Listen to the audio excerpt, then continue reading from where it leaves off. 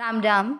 आज हम श्रीमद् भगवद गीता के अध्याय 18 मोक्ष संन्यास योग का श्लोक 44 संस्कृत उच्चारण और हिंदी अर्थ सहित समझेंगे। पहला चरण क्री। क्री का मतलब हुआ क आधा और नीचे री से ऋषि की मात्रा की आर आए। कृषि ग पर औ की मात्रा गौ। र की बाद में क्ष क्षत्रिय आधा। क्षत्रिय पूरे का मतलब होता है आधा क और श से षटकोण पूरा। यहाँ पर क्षत्रिय आधा है तो आधा का तो वैसा का वैसा रहेगा और जो षटकोण पूरा होता है वो भी आधा क्षत्रिय होने के कारण षटकोण वाला भी आधा हो जाएगा। और यह पूरा है ये तो गौ रक्ष्य। ठीक है, र पूरे के साथ आधा का रक और आधा श षटकोण वाला य पूरे के साथ ष्य। गौरक्ष्य वाणी और इसके बाद में ज आधा य पूरी के साथ ज्य वाणिज्य। शब्द पुराने के बाद य पे अनुस्वार आधा म वाणिज्यम। पहला चरण रिपीट। कृषि गौरक्ष्य वाणिज्यम। दूसरा चरण व पर ऐ की मात्रा वै आधा श य पूरे के साथ वैश्य। क पूरा म के ऊपर जो आधा र है उसको क के साथ करेंगे कर म। आधे स के साथ व पूरा स्व भा व में अ मिक्स करेंगे स्वभाव। ज पूरी के साथ आधा म जम स्वभावजम। सेकंड चरण रिपीट। वैश्य कर्म स्वभावजम। पहला और दूसरा चरण साथ में। कृषि गौरक्ष्य वाणिज्यम वैश्य कर्म स्वभावजम।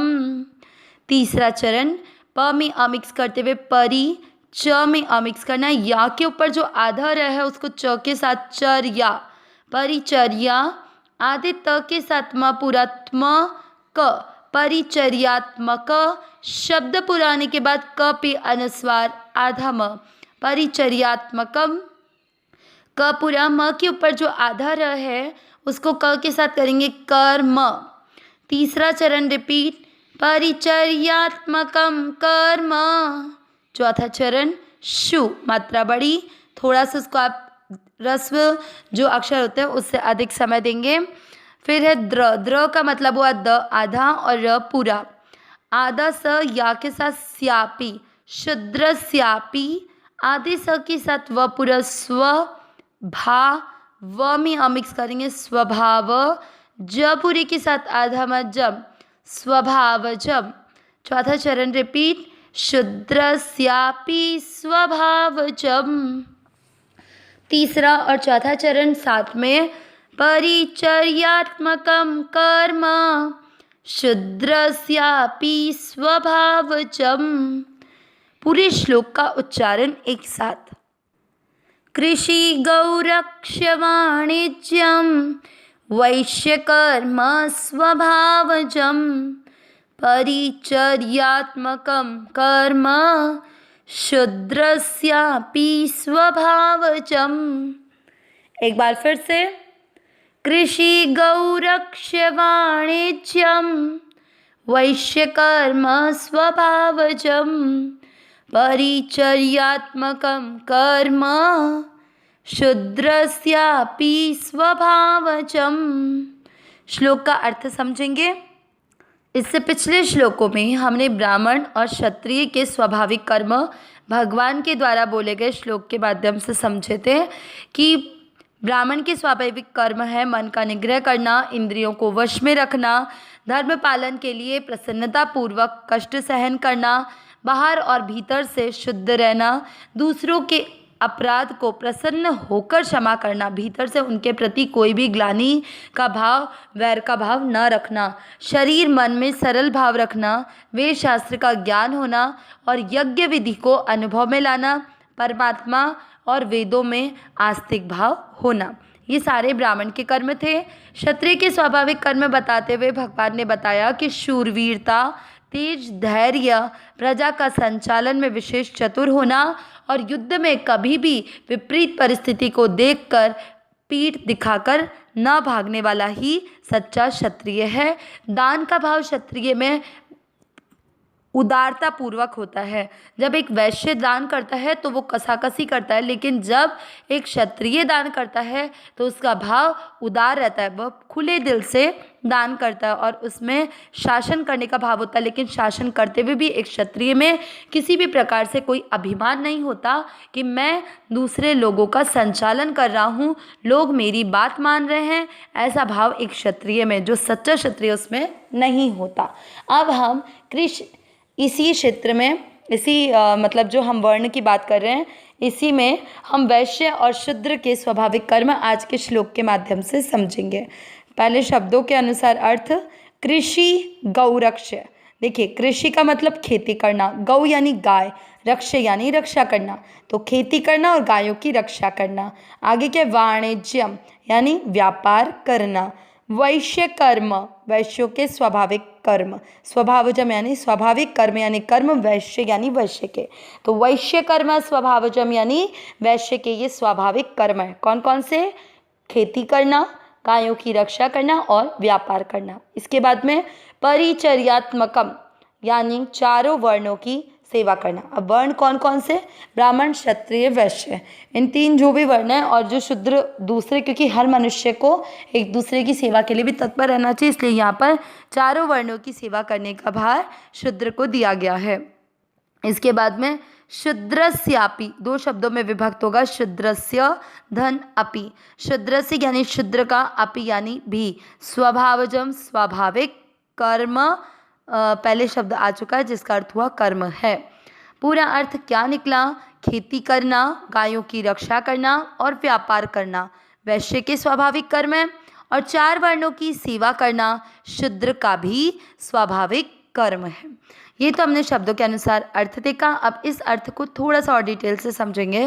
पहले हम देखेंगे वैश्य वर्ण के स्वाभाविक कर्म, जिसमें भगवान ने बताया कि खेती करना, दूसरा कर्म गायों की रक्षा करना, और तीसरा कर्म शुद्ध व्यापार करना।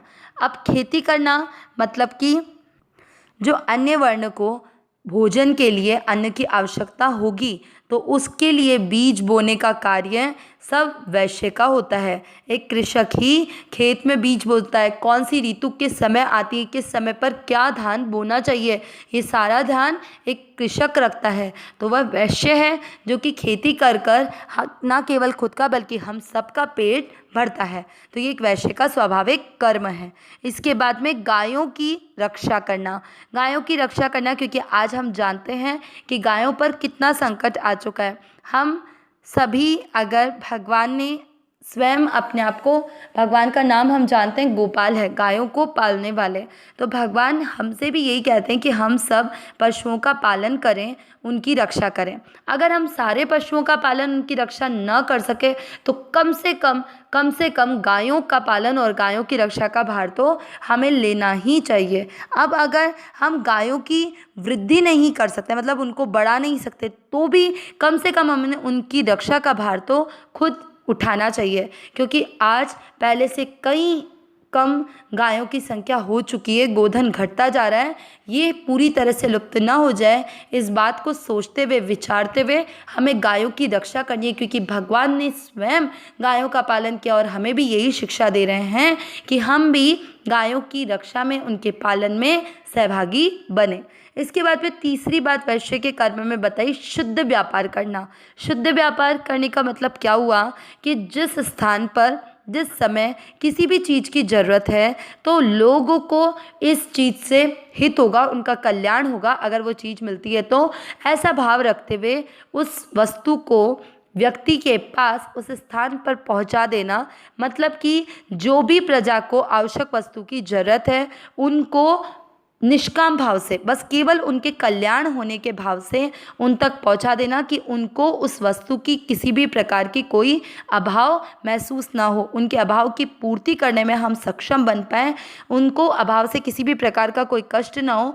ऐसा सच्चे भाव से जब कोई व्यापार करता है तो वो शुद्ध व्यापारी कहलाता है। तो ये वैश्य का कर्म है। पहला खेती करना, दूसरा कर्म गायों को रक्षा करना, वंश वृद्धि करना, और तीसरा कर्म शुद्ध शुद्ध व्यापार करना जिसमें कि लोगों के हित की भावना से उनके पास जिस समय जिस वस्तु की आवश्यकता है वह उनके हित को ध्यान में रखते हुए, उनके अभाव को ध्यान में रखते हुए उनको सच्चे भाव से उस वस्तु को उस स्थान पर पहुंचा देना।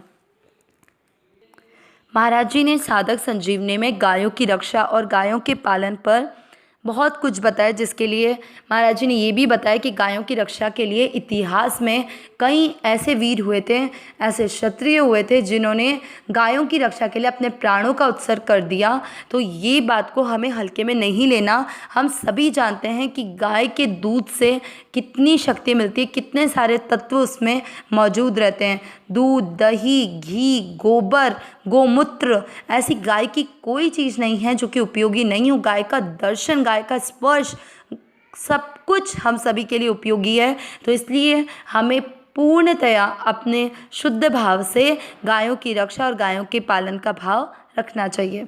अब शूद्र के स्वाभाविक कर्म में महाराज जी ने साधक संजीवनी में बताया कि चारों वर्णों की सेवा करना, उन चारों वर्णों के लिए सेवा की सामग्री तैयार करना, मतलब कि जिस चीज़ से उनकी सेवा की जा सकती है, उनको किस चीज़ में जो काम वो कर रहे हैं उसमें उनके कोई बाधा नहीं आ जाए, कोई अड़चन नहीं आ जाए, उन लोगों को आराम मिले, ऐसे भाव से अपनी योग्यता और बल के द्वारा शूद्रों को अन्य वर्णों की सेवा करने का स्वाभाविक कर्म भगवान के द्वारा प्रदान किया गया है। अविनाशी सहज सुख राशि हे नाथ, हे मेरे नाथ, मैं आपकी शरण में हूँ, आप कृपा करें, मैं आपको भूलूँ नहीं। नारायण नारायण नारायण नारायण।